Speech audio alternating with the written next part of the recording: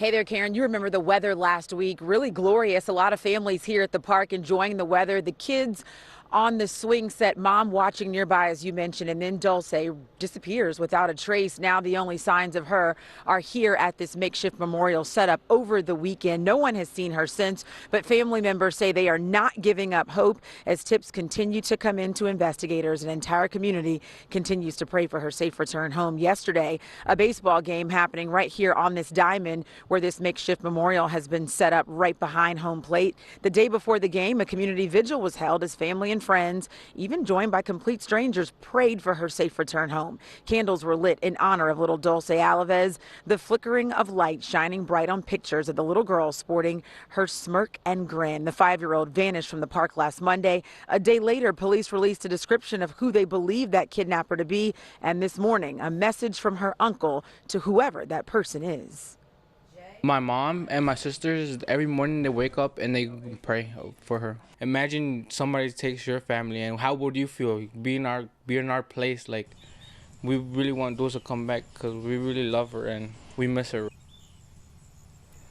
Over the weekend, police asked the public to be mindful of any signs they may notice if they believe to come in contact with that little girl or the person she may be traveling with. The reward now sits at $35,000 for any information leading to Dulce or information leading to the arrest or conviction of anyone involved in her disappearance. And if you have information, police want to hear from you. That phone number, 1-800 call FBI, and investigators say no tip is too small at this point. Every little detail could make such a difference. Lauren, thank you for that update. 5:07.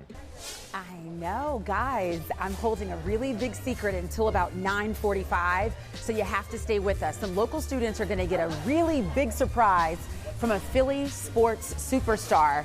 We're getting ready to welcome that person into the gym here. Stay with us. Hey there, Thomas. Good morning to you. So that hit and run happened about a week ago at this intersection right here behind me. It was 9:37 p.m., so it was dark like it is now. Hard to see someone on foot, but family members say what's not hard is to stop and call for help once you realize you hit someone.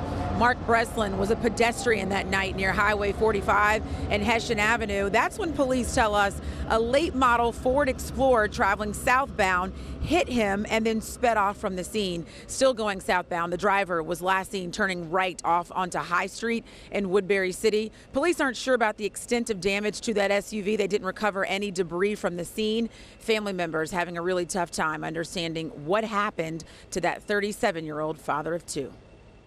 He's a good guy, man. He's had a good, big heart.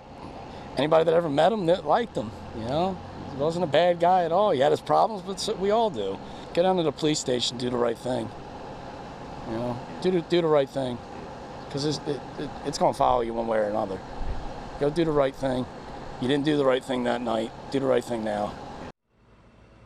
Police just releasing this video and hope someone might recognize something in that video. As for the victim, family members tell us he was a father, a brother, and a son, born and raised in Gloucester City until his life tragically ended last week. If you remember that night, remember being in the area, or recognize that car, police do want to hear from you. That phone number should be there on your screen. The West Deptford Police Department, 856-845-2300. Karen and Thomas.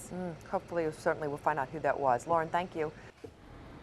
Yeah, that's right. And you know, this is one of those situations where it feels like the past is coming back to haunt us. Who knows what sat on this land back in the day? You know, Philly has deep industrial roots. Could be to blame for the presence of lead in 3 local parks and rec centers. And because of that, the signs are up. The fields are temporarily closed while more work can be done.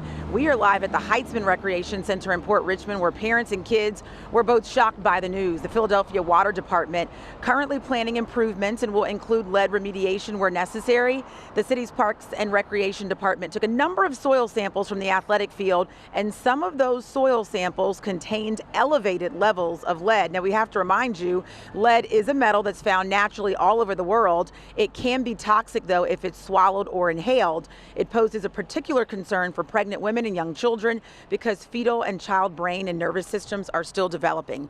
Now, the field closure will impact a rebuild project that's focused on improvements to the building and the playground, not the athletic field, but the city promises they're going to keep the public up to date and informed on any developments. In the meantime, kids, Mike and Alex, will have to have somewhere else to play, at least while the weather's still nice outside. That's for sure.